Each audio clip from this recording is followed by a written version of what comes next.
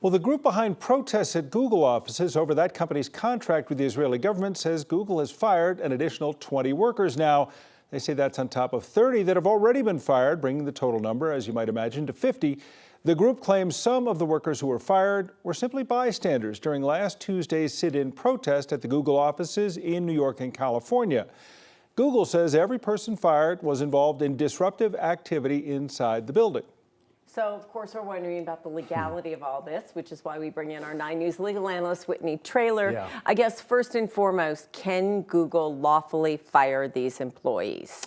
Well, it looks like they did. Now, the question is, was it lawfully? And I think it probably was. It's hard to say. We were talking about it earlier, but there's so many facts that have to come into play. So here's how I would essentially do the analysis. First is, do you have a contract with them? Some employees will have a contract, and that might actually have certain clauses that would be applicable. If not, you're essentially at will. So then the other issue is it retaliatory? So there is a claim for retaliation when you protest some sort of unfair labor practice and they terminate you or take some adverse action immediately after. This completely falls within that, but the question is, what were they complaining about? Was it their labor conditions, or was it that they were on this contract supporting Project Nimbus, which was supporting the Israeli military? So the short answer is probably not. Now, what I did see in one of the articles was that they were trying to say they were also complaining about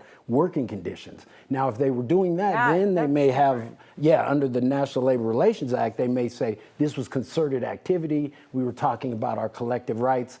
That's a stretch. So I think it's a long shot, but the analysis is really interesting to see how these situations play out. Do you know if their complaint, when you talk about working conditions, it's not about the building's too bright or people are getting sick in the building or something like that. It's they didn't like what they were working on, the idea of Project Nimbus.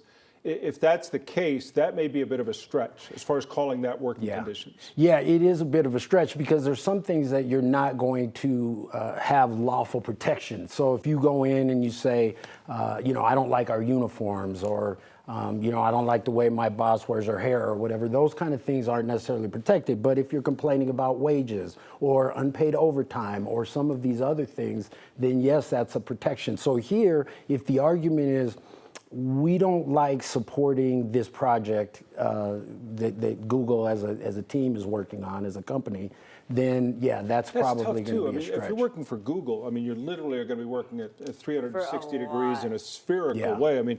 Things you're going to hate and things you're going to love are all going to come across your desk, I imagine, if you're part of the Google sphere. Right, and I think this is a good lesson for employers because you're going to see more employee protests. The nature of society, I think, is the people power is in coming together, and I think you're going to see a lot more of that. And employers are going to have to deal with, okay, are these, if these are disgruntled employees, one, that may not be good for work morale, period, but two, are there lawful issues here that we need to explore? So I think this is going to be an issue going forward for employers, because do you just terminate everybody?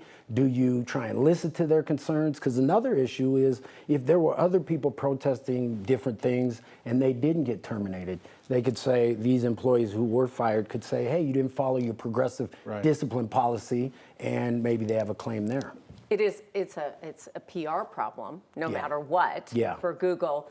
But also when employees, this is something they're passionate about. Sometimes you lead with your heart instead of your head. I guess, is there a lesson for everyone in this that you have to think before? Yeah, I think that's a great point as well. And it's such a fine line between trying to get attention, right? When you're protesting, the idea is to disrupt the situation, the system. So that's kind of at the essence of protesting. But this is also your job. And so you do have certain responsibilities, certain duties to the employer that you have to respect as well. And so but it's a constant friction between kind of employees and management. And that's why, you got to look at your policies, follow your policies, and really communicate. I do think this also creates an opportunity for Google, because they had a similar situation where people were protesting back in 2017, and I think they ultimately changed their contract because of those protests. Yeah, protesting on the clock or at work is going to be a problem. But yes, this will be something we'll continue to follow, and we'll always be checking in with you, our legal analyst, Whitney Traylor. Good to see you. Good to see you.